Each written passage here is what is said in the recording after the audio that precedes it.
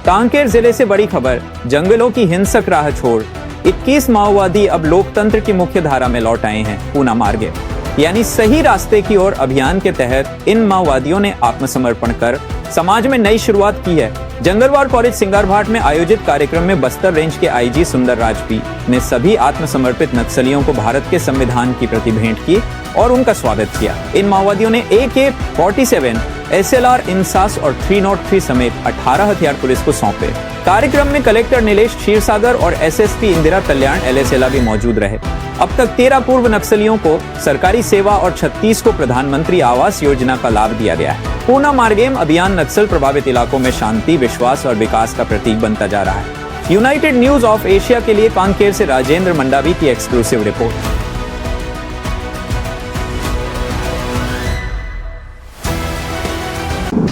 विगत 2 वर्षों में बस्तर संभाग के अंतर्गत समस्त जिलों में माओवादियों की मरियरी कमेटी और किस्कोड़ियरी कमेटी, ये दोनों मिलाकर एक केशकल डिवीजन नया गठित की गई थे। उसका लगभग पूरा जो कैडर है टोटल 21 की संख्या में, जिसमें division committee secretary Mukesh, DVCM Kailash, Jaggu, इस प्रकार टोटल 21 माओवादी कैडर, जिसमें 13 महिला माओवादी कैडर और 8 पुरुष है।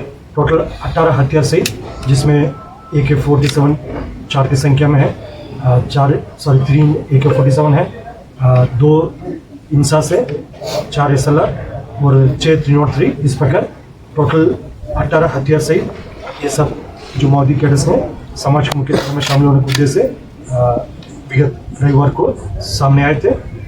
उनका प्रक्रिया प्रारंभ की गई थे और आज उनका विधिवत जो समाज में रीइंटीग्रेट करने के लिए हमारा एक पहल है, जो पुनः मार्गम, जिसके स्थानीय जो आदिवासी भाषा में अर्थ होते हैं नया रास्ता है।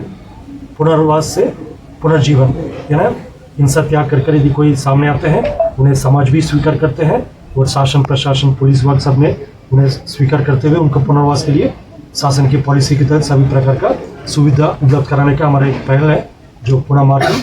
उसी पहल से विगत दिनों में भी काफ़ी बड़ी संख्या में माओवादी ने हिंसा छोड़कर समाज के मुख्य धारा में आए थे और यदि 17 अक्टूबर की यदि बात करेगा 210 माओवादी ने इसी प्रयास के तहत, इसी पहल के तहत सामने आए थे। उन्हें पुनर्वास की सभी कार्रवाई लगातार जारी है और 17 माओवादी कैडर्स जो अभी रविवार को आए थे, उनका आज विधिवत एक कार्यक्रम के तहत उनका समाज में रीइंटीग्रेट की जा रही है। ये शासन की एक स्पष्ट मंशा है बस्तर संभाग के अंतर्गत नक्सल गतिविधि को पूर्ण रूप से समाप्त करते हुए बस्तर के एक नया पहचान दिलाना है और बस्तर क्षेत्र का विकासकारी जनता की मंशा अनुरूप उसका गति प्रदान करना है और क्षेत्र का एक शांतिपूर्ण वातावरण निर्मित करना है। और बस्तर पूर्व में हिंसात्मक गतिविधि कारण से, नक्सल घटना के कारण से एक पहचान बन गई, तो उस पहचान को बदलते हुए हमारे यहाँ कार्रवाई संचालित होने का परिणाम इलाके में माओवादी गतिविधि काफ़ी हद तक कम हो गए थे और माओवादी संगठन का आधा क्षेत्र लगभग समाप्त होते आ रहा है। उनकी कॉरिडोर ब्लॉक होते जा रहा है, उनके सप्लाई नेटवर्क टूटते जा रहा है, नया कोई भर्ती नहीं हो पा रहा। इस प्रकार माओवादी संगठन काफ़ी बैकफुट में है, उनकी स्थिति काफ़ी कमज़ोर होते आ रहे थे। इन सब तमाम परिस्थिति में विगत 10-15 दिन में एक और नया डेवलपमेंट आप सब लोग देखा है। उसमें 15-16 अक्टूबर को बस्तर क्षेत्र के दंडकारण स्पेशल जोन कमेटी इलाका का टोटल 210 माओवादी कैडर्स, इसमें एक central committee member Rupesh, Dandakaranya special zone committee members Ranita, Raju Salam, Dhannu और राजमन मंडावी, इस प्रकार टॉप माओवादी कैडर्स सहित कुल 210 माओवादी कैडर्स ने हिंसा त्याग करके समाज की मुख्य धारा में शामिल होने के उद्देश्य से सामने आए थे।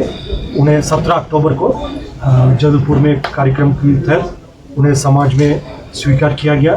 शासन, प्रशासन, पुलिस विभाग सभी ने उनका स्वागत करके उनका पुनर्वास पॉलिसी के तहत सभी प्रकार का सहायता देने के प्रक्रिया को, जिसके परिणाम स्वरूप हमारा आउटकम काफ़ी सकारात्मक रहा। यदि ये 2 साल की अवधि की बात करेगा, लगभग 450 से अधिक माओवादियों का डेड बॉडी अलग अलग मुठभेड़ के पश्चात सुरक्षा बल द्वारा बरामद किए गए थे।